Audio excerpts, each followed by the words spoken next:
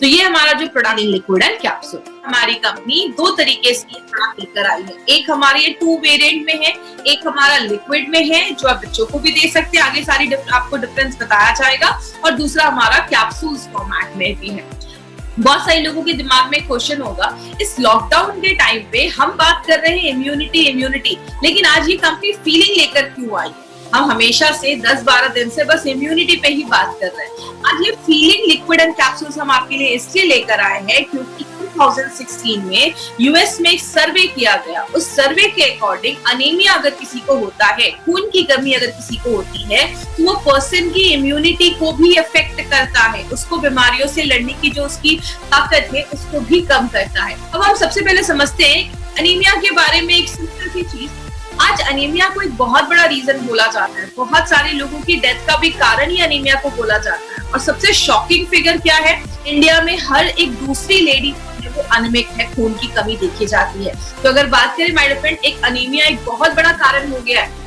और कहते हैं बहुत सारी लेडीज तो प्रेग्नेंट होती है, प्रेगनेंसी के टाइम पे अगर उनको सफिशिएंट लेवल में आयरन नहीं मिलता है तो उनकी हेल्थ भी खराब होती है, प्लस बच्चे का ब्रेन डेवलपमेंट भी अच्छे से नहीं हो पाता है। तो ये भी एक बहुत बड़ा कारण देखा जाता है। इसीलिए बोलते हैं 50 to 60% लेडीज में अनीमिया की प्रॉब्लम आज बहुत कॉमन देखी जा रही है।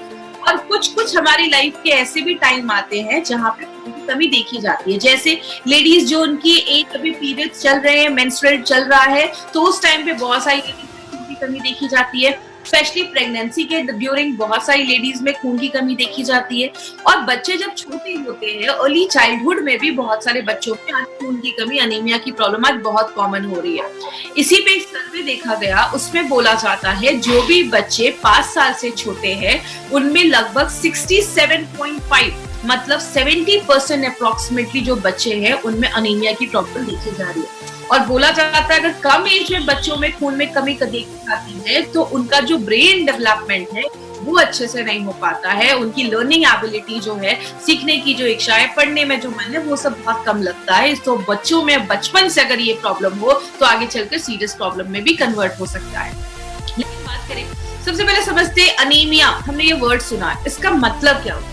अनीमिया का मतलब होता है, अगर हम थोड़ा साइंटिफिक टर्म में जाएं तो विदाउट ब्लड, मतलब हमारे खून में हम सबको पता है आरबीसी होता है, रेड ब्लड सेल्स, जिसको हम लाल रक्त कण भी कहते हैं। वो आपकी बॉडी में हीमोग्लोबिन उसमें पाया जाता है और वो बहुत सारे काम करता है। ऑक्सीजन ले जाने का एक बहुत जरूरी काम हमारा आरबीसी जो रेड ब्लड सेल्स है वो काम करता है। खून में जब रेड ब्लड सेल्स की कमी हो जाती है उस चीज को हम अनीमिया कहते हैं। ये रेड ब्लड सेल्स, लाल रक्त कण क्या होता है? कहते हैं आपके खून में, जैसा मैंने हमेशा अपनी ट्रेनिंग में भी बताया, सिंपल लैंग्वेज में समझाती हूँ, हमारे खून में 3 चीजें होती हैं। एक होता है रेड ब्लड सेल्स, जिसकी वजह से ब्लड का कलर आपके रेड होता है, ऑक्सीजन ले जाने में काम होता है। डब्ल्यूबीसी, आपकी बॉडी पे जब भी कोई चीज हमला करती है उससे लड़ने का काम करते हैं, वो सोल्जर, सिपाही जैसा काम करते हैं। एंड जो तीसरी चीज होती है वो होता है प्लेटलेट, जब कोई कट लग जाता है, खून बह रहा है तो उसको रोकने का काम करता है। आज हमें बस हीमोग्लोबिन पे, हमारे रेड ब्लड सेल्स पे ही काम करना है। तो कहते हैं हमारे खून में 40 to 50% ये रेड ब्लड सेल्स होता है। मतलब आप देख रहे हैं 50% जो हमारे खून की जो चीज है वो आपका रेड ब्लड सेल्स है। तो कितनी इंपॉर्टेंट चीज है। जैसा आप इस फोटो में देख रहे हैं, राइट हैंड साइड पे एक फोटो है जिसमें कुछ धागे जैसी चीज बनी हुई है और उस पे येलो 4 डॉट है। ये जो चीज है, दिस इज योर हीमोग्लोबिन। उसमें जो आपको येलो स्पॉट्स दिख रहे हैं वो हमारे आयरन मॉलिक्यूल्स है। मतलब जब आप सांस लेते हैं, ऑक्सीजन जो बॉडी में जाता है तो वो ऑक्सीजन जाकर इस हीमोग्लोबिन पे, आपके आयरन पे, वो पीले वाले डॉट्स पे चिपक जाता है। मतलब एक जो आपका हीमोग्लोबिन है वो 4 ऑक्सीजन के मॉलिक्यूल लेकर 4 ऑक्सीजन को अपने ऊपर लोड करके पूरी बॉडी में ले जाने का काम करता है। मतलब क्या है, जो हीमोग्लोबिन है ये एक तरीके का ट्रक है। इस ट्रक में 4 ऑक्सीजन लोड हो जाता है और पूरे बॉडी में ले जाने का काम करता है। अब प्रॉब्लम क्या आ सकती है, हमारी बॉडी में अगर आयरन की कमी हो जाए, अगर हमारे खाने से हमें अच्छे से आयरन नहीं मिल रहा है, आयरन की कमी हो जाए तो हीमोग्लोबिन अच्छे से नहीं बन पाएंगे। जब हीमोग्लोबिन अच्छे से नहीं बन पाएंगे, ट्रकों की कमी हो जाएगी तो आपके बॉडी के हर एक भाग में ऑक्सीजन नहीं पाएगा। तो जिसकी वजह से क्या होता है, बॉडी ना सिम्टम्स दिखाता है। हमें कैसे पता चलेगा कि हमें अनीमिया है या सामने वाले को अनीमिया है? तो उसके कुछ सिम्टम्स हैं, ये सिम्टम्स आप जरूर नोट कर लीजिएगा, आप याद रखिएगा। पहला सिम्टम है you will always feel tired, आपको हमेशा थकावट महसूस होगी, आप फटीग महसूस करेंगे, आपको एनर्जी फील नहीं होगा। क्यों हो रहा है? आपके बॉडी के हर एक पार्ट में ऑक्सीजन नहीं पहुंच पा रहा, तो ऐसी प्रॉब्लम देखी जा रही है। दूसरा देखा जाता है आपके स्किन पे पेलनेस, मतलब आपकी जो स्किन है, वो जो त्वचा है, स्किन है, उसका कलर थोड़ा पेल होने लगेगा, मतलब कलर थोड़ा डल होने लगेगा, क्योंकि जब ऑक्सीजन की कमी होने लगती है हमारे बॉडी के हर एक भाग में नहीं पहुंच पा रहा है, तो आपका जो स्किन है वो पेल होने लगता है। शॉर्टनेस ऑफ ब्रेथ, बहुत सारे लोगों को सांस लेने में भी तकलीफ होती है, थोड़ा सा सीढ़ियां चढ़े रही है, थोड़ा सा ज्यादा फास्ट चल लिया तो सांस लेने में प्रॉब्लम हो रही है। बहुत सारे लोगों को हेडेक या चक्कर आने की भी प्रॉब्लम देखी जाती है। बहुत सारे लोगों को आपने देखा होगा बेहोश होके गिर गए, हीमोग्लोबिन की कमी है, तो ये भी एक प्रॉब्लम देखा जाता है। हार्ट पैल्पिटेशन, तो कुछ लोगों को पैल्पिटेशन की प्रॉब्लम, मतलब दिल की धड़कनें बहुत ज्यादा तेज हो जाती हैं, तो ये भी एक सिम्टम देखा जाता है अगर आपके खून में हीमोग्लोबिन की कमी है। बाल बहुत रूखे हो जाते हैं, ड्राई हो जाते हैं, आपकी स्किन बहुत ड्राई हो जाती है, ये क्यों होता है? सिंपल सा याद रखिए, आपके बॉडी को हर एक पार्ट को ऑक्सीजन की जरूरत है। अगर आपके किसी भी पार्ट में अच्छे से ऑक्सीजन नहीं पहुंच पाएगा तो वो एरिया जो है वो उतना हेल्दी नहीं रहेगा, तो आपके बाल अच्छे नहीं होंगे, आपकी स्किन अच्छी नहीं होगी, तो ये भी अनीमिया का एक बहुत बड़ा रीजन देखा जाता है। रेस्टलेस सिंड्रोम भी देखा जाता है, फीलिंग होती है पैर में कोई चीज चल रही है, पैरों में बहुत ज्यादा इचिंग होता है, ऐसी बहुत सारी आपके लेग में कुछ कुछ प्रॉब्लम्स अगर हो रही है, इचिंग हो रहा है, लग रहा है कुछ कुछ चल रहा है, क्रॉनिंग जैसी फील आ रही है, या ऐसी आपको अगर प्रॉब्लम हो रही है, पैर फोल्ड करके थोड़ी देर बैठ गए हैं तो सेंसेशन खत्म हो गया है, ऐसी प्रॉब्लम है, तो ये भी एक प्रॉब्लम देखी जाती है, खून की कमी की वजह से हो सकता है। आपके नेल्स बहुत ब्रिटल हो जाते हैं, मतलब नेल्स तुरंत टूटने लगते हैं। बहुत सारी लेडीज को इश्यू रहता है कि मेरे नेल्स अच्छे से नहीं ग्रो कर रहे हैं, तो आयरन की डेफिशिएंसी एक बहुत बड़ा रीजन है। अगर आपके नेल्स बहुत ब्रिटल हो गए, नाखून जो है वो टूट रहे हैं। हाथ पैर ठंडे हो जाना, ये भी एक सिम्टम देखा जाता है, आपके हाथ पैर ठंडे होने लगते हैं। बहुत सारे लोगों में पाइका की प्रॉब्लम देखी जाती है। आपने देखा होगा बहुत सारे ऐसे बच्चे हैं जो खाते हैं, धूल खाते हैं, ऐसी चीजें खाते हैं। इसका मतलब क्या होता है, बॉडी में जब आयरन की डेफिशिएंसी होती है, आयरन की कमी होती है, तो लोगों को ऐसी चीजें खाने का मन करता है जो एक्चुअल में खाने लायक नहीं है, तो जिसको बहुत सारे लोगों को ऐसी प्रॉब्लम भी देखी जाती है। तो ये बहुत बड़ा सिम्टम है, अगर आपके घर के बच्चे खा रहे हैं ये सब चीजें तो ध्यान दीजिए। दूसरा तरीका क्या है जिससे हमें पता चलेगा कि हमारे खून में आपको हीमोग्लोबिन की कमी है, वो है कुछ हम टेस्ट जिसको हम बोलते हैं ब्लड टेस्ट जो होता है, उसको हम सीबीसी कहते हैं, कंप्लीट ब्लड काउंट। अब इस टेस्ट में आपको 2-3 चीजें आएंगी, आपको सब रटने की जरूरत नहीं है, बस आप किसी का रिपोर्ट को देखते हो तो ये कुछ चीजें आपके रिपोर्ट में होती है। मैं बस उसका आपको ब्रीफ एक्सप्लेनेशन दूंगी, हम ज्यादा डिटेल में हमें उसमें जाने की जरूरत नहीं है। जब आप किसी का कंप्लीट ब्लड काउंट करवाते हैं तो सबसे पहले उसमें हीमोग्लोबिन का रिपोर्ट होता है। अगर किसी जेंट का, अगर किसी मेल का वो रिपोर्ट है तो उसमें जो हीमोग्लोबिन होगा वो 13 के ऊपर है तो ठीक है। अगर किसी फीमेल का वो हेमोग्लोबिन का रिपोर्ट है तो 12 के ऊपर होना चाहिए, क्योंकि लेडीज में, जब लेडीज स्पेशली जिनका मेंस्ट्रुअल वगैरह चल रहा है बॉडी में, इसलिए हमें आयरन की ज्यादा जरूरत होती है। तो ये आपको एक चीज ध्यान रखना है, 13 के ऊपर जेंट्स और 12 के ऊपर लेडीज। दूसरा एक टेस्ट हो, उसी सीबीसी में एक और चीज भी आपने कभी कभी पढ़ी होगी, उसमें लिखा होता है एमसीवी, मीन कॉर्पस्कुलर वॉल्यूम उसको हम कहते हैं। ये एक्चुअली होता क्या है, आपके खून में, जैसा हमने बताया कि हमारे खून में 40 to 50% आपका रेड ब्लड सेल्स होता है, हीमोग्लोबिन होता है।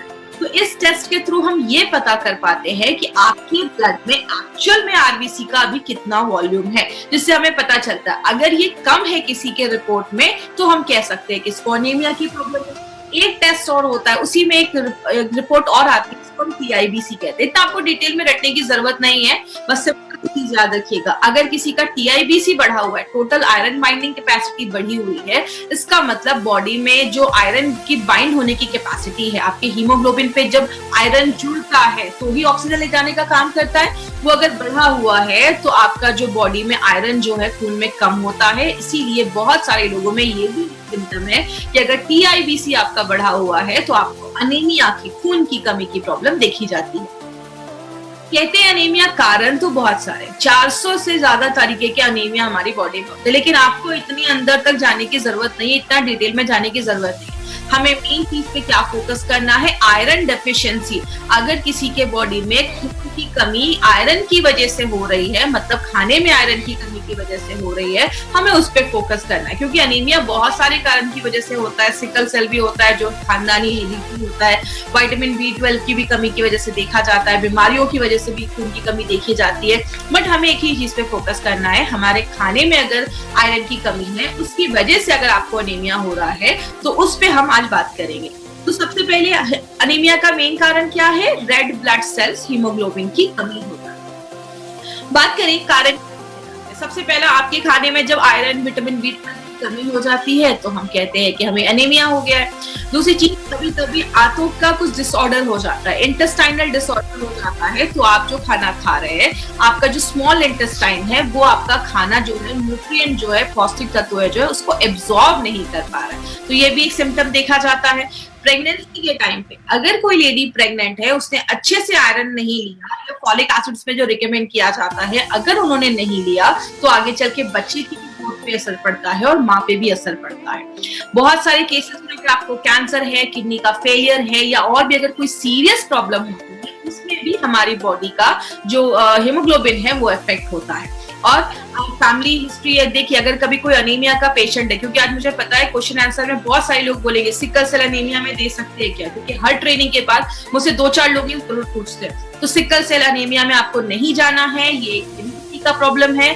इसमें आप देख रहे हैं एक नॉर्मल हीमोग्लोबिन है, इधर देख रहे हैं एब नॉर्मल हीमोग्लोबिन लिखा हुआ है, मतलब हीमोग्लोबिन का जो साइज होता है वो डिफॉर्म हो जाता है। ये केस है, हेरिडिटी है, खानदानी हो सकता है, हमें उसमें नहीं जाना है, वो हमारे लिए नहीं है, तो उसमें आपको नहीं जाना है। और जब हमारी एज ज्यादा हो जाती है, स्पेशली 65 अबव, उन लोगों को एनीमिया की प्रॉब्लम आज ज्यादा देखी जा रही है।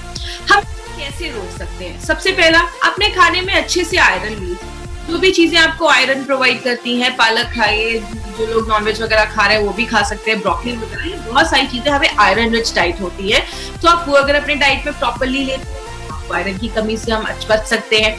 मार्केट में बहुत सारे सप्लीमेंट्स हैं, आयरन के सप्लीमेंट्स हैं, फॉलिक एसिड, विटामिन B, बहुत सारे सप्लीमेंट्स आपको मिलते हैं, वो भी आप ले सकते हैं। बोला जाता है अगर आप कोई भी आयरन के सप्लीमेंट ले रहे हैं, साथ में आप थोड़ा सा सिट्रस फ्रूट जूस लीजिए, मतलब संतरे का जूस पीजिए, मौसमी खाइए। ये जो विटामिन C है वो आयरन को आपकी बॉडी में एब्जॉर्ब होने में बहुत ज्यादा हेल्प करता है। तो साइट्रस जो भी ये फ्रूट्स होते हैं वो बोले जाते हैं। बहुत सारे केसेस में आपको ड्राई फ्रूट्स भी खाने को बोला जाता है। एक हैबिट डालिए, जब भी ड्राई फ्रूट्स खाइए उसको पानी में सोक करके खाइए। आयुर्वेद में कहते हैं जब आप पानी में सोक कर देते हैं तो वो अपने नेचुरल फॉर्म में आ जाता है। तो आप ड्राई फ्रूट्स भी बहुत सारे लोग उसको खाते हैं, ये आपके खून की कमी को कम करता है। दूसरी चीज, बहुत सारे लोगों को चाय कॉफी की आदत होती है, तो प्लीज चाय कॉफी थोड़ा सा अवॉइड करिए। ज्यादा हमें चाय कॉफी भी नहीं लेना है। चाय कॉफी ज्यादा पीने से भी आपके खून में जो आयरन लेने की जो क्षमता होती है, एब्जॉर्प्शन जो पावर होता है, वो कम हो जाता है।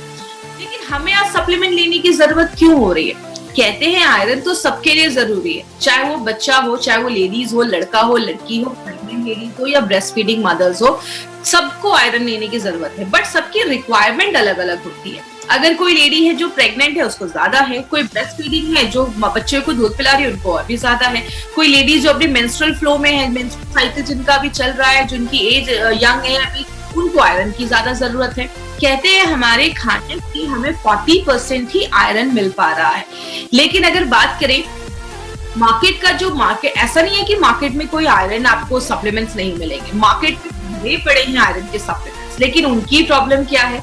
पहली बात, मार्केट के जो आयरन सप्लीमेंट्स है उनका एब्जॉर्प्शन अच्छे से नहीं हो पाता, मतलब आप जो आयरन बॉडी में डाल रहे हैं वो बॉडी आयरन अच्छे से ले नहीं पाता है, उसका टेस्ट बिल्कुल खराब होता है, आपको टेस्ट कुछ लोगों को पसंद नहीं आता।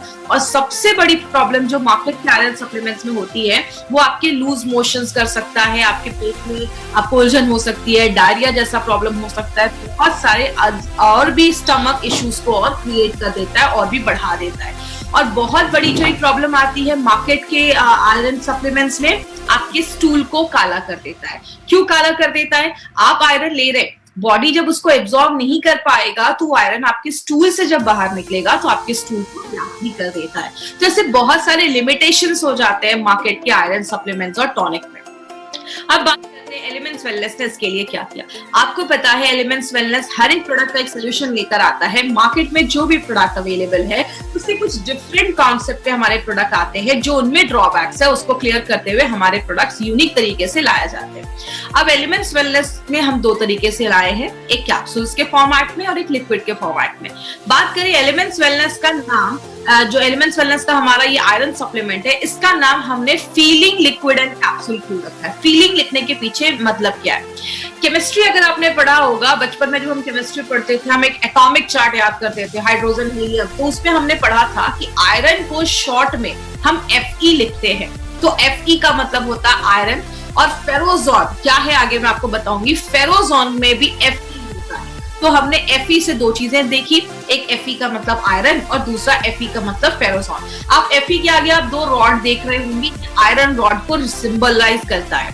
दूसरी चीज हमने इसमें एलिंग लिखा है, मतलब जब आपकी बॉडी में आयरन की कमी होती है, बॉडी अच्छे से हील नहीं कर पाता है, और जब हम उसको आयरन देते हैं तो बॉडी प्रॉपर्ली खुद को हील कर पाता है, हीलिंग प्रोसेस को अच्छा करता है। और जब आपकी बॉडी अच्छे से हील होती है आपको अच्छी फीलिंग आती है, इसीलिए इसका नाम हमने elements wellness feeling liquid and capsule रखा है। हर नाम के पीछे आप देखते हैं माय डियर फ्रेंड कोई ना कोई साइंटिफिक रीजन है, हर नाम के पीछे कुछ ना कुछ चीजें छिपी हुई है। बात करें हमारा जो ये फीलिंग लिक्विड एंड कैप्सूल है उसमें ऐसा क्या है जो उसको यूनिक बनाता है? तो उसमें एक बहुत इंपॉर्टेंट चीज डाली गई है जिसको हम फेरोजोन कहते हैं। ये फेरोजोन एक स्पेशल टाइप का एक आयरन सॉल्ट होता है, और ये जो फेरोजोन है उसके एडवांटेजेस भी हैं। बहुत सारे लोगों को मार्केट का जब वो आयरन सप्लीमेंट लेते हैं तो उनके दांत स्टेन हो जाते हैं, दांतों पे दाग हो जाते हैं, स्टेन हो जाते हैं, खराब हो जाते हैं। और दूसरा एडवांटेज क्या है, जब आप मार्केट का कोई सप्लीमेंट लेते हैं तो वो आपके फूड जो आपने खाना है उसके साथ वो इंटरेक्ट करते हैं, रिएक्ट करते हैं, जो उसकी एब्जॉर्प्शन की क्षमता को कम कर देता है। लेकिन एज हमने इसमें फेरोजोन डाला है, फेरोजोन जब आप नाश्ता किया आपने अच्छे से, आपने फीलिंग कैप्सूल या लिक्विड लिया, तो इसमें जो फेरोजोन है वो कभी भी आपके खाने के साथ इंटरेक्ट नहीं करता है, जिसकी वजह से एब्जॉर्प्शन कैपेसिटी है, एब्जॉर्ब होने की जो क्षमता है वो बहुत ज्यादा है। मतलब जो भी आप आयरन ले रहे हैं 90% से ज्यादा वो आपका बॉडी एब्जॉर्ब कर ले रहा है, जो बहुत बड़ी बात है अगर हम बात करें तो। दूसरी चीज, मार्केट से और कैसे बेहतर है, इसमें हमने बस फेरोजोन नहीं डाला, इसमें हमने फॉलिक एसिड भी डाला है। अगर आप एक कैप्सूल देखेंगे तो उसमें 85 mcg इसमें हमने फॉलिक एसिड भी डाला है, तो आयरन को एब्जॉर्ब होने में मदद करता है। और इसमें हमने ग्लाइसिन भी डाला है। ग्लाइसिन एक तरीके का अमाइनो एसिड होता है जो आपकी बॉडी के एनर्जी लेवल को बूस्ट अप कर देता है। तो बहुत सारे लोगों को आपने देखा होगा जब खून की कमी होती है तो एनर्जी भी उनकी कम होती है, तो ग्लाइसिन क्या करता है, आपको एनर्जी भी देता है। लेकिन हम बस यहाँ नहीं रुके, हमने इसमें दो चीजें और डाली है। और क्या डाला है, हमने मुलेठी और बीटरूट भी डाला है। याद रखिएगा मुलेठी और बीटरूट जो है वो अनीमिया को प्रिवेंट करने में बहुत सालों से आयुर्वेद में यूज किया जा रहा है। तो ये आपके अनीमिया को भी हमसे बचाता है, अनीमिया होने से बचाता है। और प्लस हमारे लिक्विड और कैप्सूल में कुछ डिफरेंस भी है। लिक्विड जो है वो एक स्ट्रॉबेरी फ्लेवर में हम लेकर आए हैं, तो बच्चों को बहुत पसंद आता है, बच्चों को कोई प्रॉब्लम नहीं होती है इसको लेने की। मार्केट का आयरन लेने में बच्चों को थोड़ी प्रॉब्लम होती है। दूसरी चीज, जो हमारा कैप्सूल है उसमें हमने कैल्शियम भी डाला है, मतलब हम कैल्शियम एक्चुअली लिक्विड में नहीं डाल सकते, इसीलिए हमने कैप्सूल में कैल्शियम भी डाला है। तो जो नॉर्मली मैं ट्रेनिंग में कहती हूँ कि आप बच्चों को लिक्विड दीजिए और जो बड़े लोग हैं वो कैप्सूल्स ले सकते हैं। तो इस तरीके से आप लिक्विड कैप्सूल्स को थोड़ा सा अलग करके ले सकते हैं। दूसरी चीज, एक इंपॉर्टेंट चीज याद रखिए, हमारे खाने से, अभी मैंने आपको बताया, हमारे खाने से हमें 40% ही आयरन मिल पाता है। लेकिन जितना आरडीए ने रिकमेंड, जितना हमारे इंडियन मेडिकल काउंसिल ने हमें रिकमेंड किया है कि इतना आपको आयरन रोज खाना है, उसका 33% आपको एक सर्विंग ही दे देता है। मतलब क्या है कहने का, अगर आपने एक कैप्सूल खाया, आपको जितना बोला गया है कि इतने mg आपको खाना है, अगर आपने इसका एक कैप्सूल खाया तो 33% की रिक्वायरमेंट को वो पूरा कर देता है। अब कुछ लोग बोलेंगे 33% ही क्यों करता है, 100% क्यों नहीं करता? याद रखिएगा हमारा जो प्रोडक्ट है वो एक आयरन सप्लीमेंट है। सप्लीमेंट की बात करें, आपको खाने से आयरन मिल रहा है। हमारी कंपनी आपको ये नहीं कहती कि सारा आयरन घर से लो, हमारी फैमिली कहती है कि अच्छा एक खाना भी लो, अच्छी डाइट भी लो, उसके साथ जो कमी रह जा रही है आयरन की वो आप फीलिंग लिक्विड एंड कैप्सूल्स लेकर आप कंप्लीट कर सकते हो। मतलब एक एडजुवेंट जैसा ये काम करता है, तो आपको खाना भी लेना है और उसके साथ अगर लेते हैं तो जो कमी है उसको पूरा कर देता है। और ये बहुत हाईएस्ट आपको दे रहा है, 33% आपको एक सर्विंग में ही देना बहुत बड़ी बात है। तो ये आपको ज्यादा आयरन भी प्रोवाइड कर रहा है। बात करें अब मार्केट में जो सप्लीमेंट्स हैं और हमारे एलिमेंट्स में 4 डिफरेंसेस हैं। ये 4 डिफरेंसेस आपको जरूर याद रखना है। पहला डिफरेंस है, हम एब्जॉर्प्शन के ऊपर बात करते हैं। मार्केट का जब आप आयरन सप्लीमेंट लेते हैं तो उसका एब्जॉर्प्शन बहुत कम होता है, इसीलिए हमें ज्यादा लेना पड़ता है। यहाँ पे अगर आप फीलिंग लिक्विड की आप बात करते हैं तो एक्सीलेंट एब्जॉर्प्शन है, और जो फेरोजोन हमने जो इसमें डाला है वो 2 से 4% हाई एब्जॉर्ब होता है। मतलब उसकी जो एब्जॉर्प्शन कैपेसिटी है वो 2 से 4 गुना ज्यादा है। तो जो भी आप आयरन लेते हैं बॉडी में वो बॉडी पूरा एब्जॉर्ब कर लेता है। दूसरी चीज, टेस्ट की अगर हम बात करें तो मार्केट का जो सप्लीमेंट्स होता है उसका जो टेस्ट होता है वो अच्छा नहीं होता है, लेकिन उसका स्वाद अच्छा नहीं होता है। लेकिन elements wellness feeling liquid capsules की बात करें तो उसका टेस्ट बहुत प्लेजेंट होता है, बच्चे भी उसको बहुत अच्छे से ले सकते हैं। मार्केट का जो हम आयरन सप्लीमेंट लेते हैं उसको लेने के बाद बहुत सारे लोगों का स्टूल काला हो जाता है, लेकिन ऐसा कोई भी इश्यू हमारे लिक्विड और कैप्सूल्स में नहीं देखा जाता है, क्योंकि ये जो हमारा लिक्विड और कैप्सूल्स है ये आपके पेट पे बहुत ही आसान, बहुत ही अच्छा रहता है, जेंटल रहता है। जैसा आप इस स्लाइड में देख रहे हैं, मार्केट का कैप्सूल्स जब हम लेते हैं या टैबलेट्स हम लेते हैं तो बहुत सारे लोगों के इमोशंस भी क्रिएट कर देता है। लेकिन अगर एलिमेंट्स वेलनेस के फीलिंग लिक्विड एंड कैप्सूल की बात करें तो जो फेरोजोन है वो बहुत हल्का है, आपके पेट पे बहुत जेंटल है, और उसकी वजह से आपको कभी भी लूज मोशन, डायरिया, ऐसी कोई प्रॉब्लम आपको नहीं होगी। तो हर एक मामले में हमारा जो प्रोडक्ट है वो मार्केट के कैप्सूल्स एंड प्रोडक्ट से बहुत ही बेहतर माना जाता है। अब यहाँ पे टेक केयर पे हमने 6 से 7 आपके लिए पॉइंट्स रखे। अब इस टेक केयर पे आपको 4 से 5 पॉइंट्स पे बहुत ज्यादा खास ध्यान रखना है। सबसे पहला, आपको जो भी डोजेस आज बताए जाएंगे उसी डोजेस को आपको ये फॉलो करना है, आपको उससे ज्यादा नहीं लेना है। अभी मैं आपको कुछ डोजेस बताऊंगी क्या डोज आपको लेना है। अगर किसी को सीवियर केस ऑफ एनीमिया है, जैसा मैंने बताया, बस खाने की कमी की वजह से नहीं, किसी को कोई बड़ी बीमारी की वजह से एनीमिया है, कैंसर है, किडनी का फेलियर है, उस केस में हमें बस ये बोलकर नहीं देना है कि ये एक सिंगल प्रोडक्ट ले लो आपका ये प्रॉब्लम खत्म हो जाएगा। सीवियर केसेस में वैसे भी मैं आपको रिकमेंड नहीं करती हूँ जाने के लिए। छोटे बच्चों की आइडल है, छोटे बच्चों को दे सकते हैं, बट देने से पहले अगर बहुत छोटा बच्चा है, 4-5 साल का बच्चा है, तो एक बार उनके डॉक्टर से आप कंसल्ट कर लीजिए कि ये जो, क्योंकि हर एक बच्चे को अगर कुछ प्रॉब्लम है तो डॉक्टर उनका केस जानते हैं, तो डॉक्टर से आप एक बार कंसल्ट कर सकते हैं। एक इंपॉर्टेंट चीज याद रखिएगा, एलिमेंट्स वेलनेस का फीलिंग लिक्विड एंड कैप्सूल एक फूड सप्लीमेंट है जिसपे आपको FSSAI का mark, food safety and standard authority of India का मार्क मिलेगा। इसमें आपको आयुष का मार्क नहीं मिलेगा। क्यों नहीं मिलेगा? क्योंकि ये कोई आयुर्वेदिक प्रोडक्ट नहीं है, ये एक फूड सप्लीमेंट है। अगर कोई आपको कहता है एलिमेंट्स के सारे प्रोडक्ट पे आयुष का मार्क है, इसमें आयुष का मार्क क्यों नहीं है, तो आप उनको बताइए ये एक फूड सप्लीमेंट है, ये कोई प्रोडक्ट नहीं है, इसलिए इसमें आयुष का मार्क नहीं है, इसमें FSSAI का मार्क है। इसीलिए मार्केट में आपको ये product as an ayurvedic products को नहीं, एज आयुर्वेदिक प्रोडक्ट इसको नहीं सेल करना है। और भी हम टेक केयर में कुछ चीजों पे बात करेंगे, इसको ध्यान रखिएगा। इसको कभी भी आपको तुरंत दूध पीने के बाद नहीं लेना। जैसे हम नॉर्मली इसको क्या कहते हैं, अभी आपको मैं डोजेस बताऊंगी। आपने सुबह बच्चे को ब्रेकफास्ट कराया, ब्रेकफास्ट के बाद दूध दिया, दूध के बाद तुरंत इसका आप लिक्विड दे दो, तो थोड़ा सा गैप रखना है। दूध के तुरंत बाद आपको इस प्रोडक्ट को कभी नहीं लेना है, 1-2 घंटे का थोड़ा सा गैप रखें। दूसरी चीज, आपने इस प्रोडक्ट को अच्छे से लिया है कुछ दिन, उसके बाद अपना ब्लड सैंपल, आप ब्लड टेस्ट जरूर करवा लीजिए, एक बार हीमोग्लोबिन देख लीजिए। अगर वो नॉर्मल हो गया है या मतलब अभी हो गया है, ठीक हो गया, अच्छे लेवल पे आ गया, तो आप प्रोडक्ट को स्टॉप कर सकते हैं, कोई प्रॉब्लम नहीं है। और एक इंपॉर्टेंट चीज याद रखिएगा, जब हम मार्केट का ऐसा कोई प्रोडक्ट लेते हैं आयरन सप्लीमेंट, तो उसमें बहुत सारे ग्रीन लीफी वेजिटेबल्स जो है वो रिकमेंड नहीं किए जाते हैं, बोलते हैं वो मत खाइए क्योंकि वो उससे इंटरफेयर कर देते हैं। लेकिन फेरोजोन, जैसा मैंने आपको बताया, वो हमारे किसी भी खाने से रिएक्ट नहीं करता है, इंटरैक्ट नहीं करता है। तो जब आप एलिमेंट्स का फीलिंग लिक्विड एंड कैप्सूल लेते हैं तो आप कोई भी फ्रूट्स, कोई भी वेजिटेबल अच्छे से खा सकते हैं, क्योंकि उसका वो फेरोजोन उससे कोई इंटरैक्शन ही नहीं करता है। और लास्ट में एक बहुत इंपॉर्टेंट चीज, कभी भी एलिमेंट्स वेलनेस का फीलिंग लिक्विड या कैप्सूल आपको नेक्शियम के साथ नहीं लेना है। साथ नहीं लेना, इसका मतलब क्या?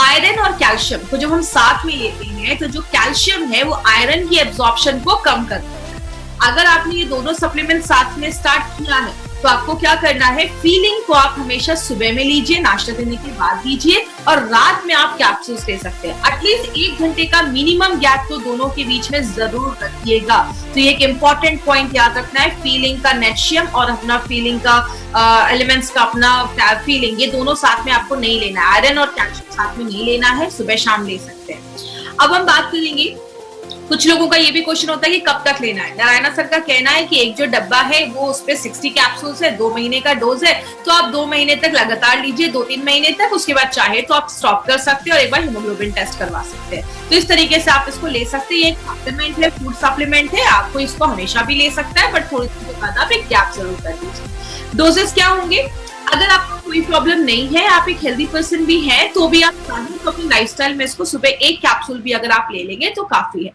अगर कोई बच्चा 4 साल से छोटा है तो 4 साल के बच्चों से आप स्टार्ट कर सकते हैं। 2 चम्मच आपको लिक्विड का देना है, सुबह 2 चम्मच नाश्ता किया, 2 चम्मच बच्चे को पिला दिया।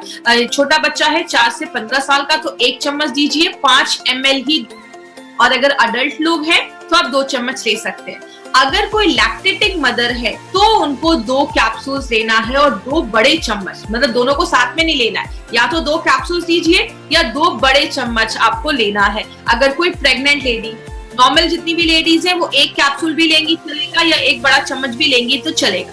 Capsules actually normally travelling purpose के लिए बनाया गया है। जो लोग फ्रीक्वेंटली ट्रैवल करते हैं तो लिक्विड कैरी करना थोड़ा सा मुश्किल है, तो आप ऐसा कर सकते हैं। दोनों का कॉम्पोजिशन सेम है, बस डिफरेंस यही है कि कैप्सूल्स में हमारे कैल्शियम है और लिक्विड जो है वो स्ट्रॉबेरी फ्लेवर का है। बाकी कॉम्पोजिशन जो है वो लगभग सेम है, तो कोई इश्यू नहीं है। तो कैप्सूल्स ट्रैवलिंग के लिए है और जो लिक्विड है वो आप रेगुलर कंजम्पशन में ले सकते हैं। तो ये हमारा जो प्रोडक्ट था वो अनीमिया के ऊपर था, फीलिंग लिक्विड एंड कैप्सूल।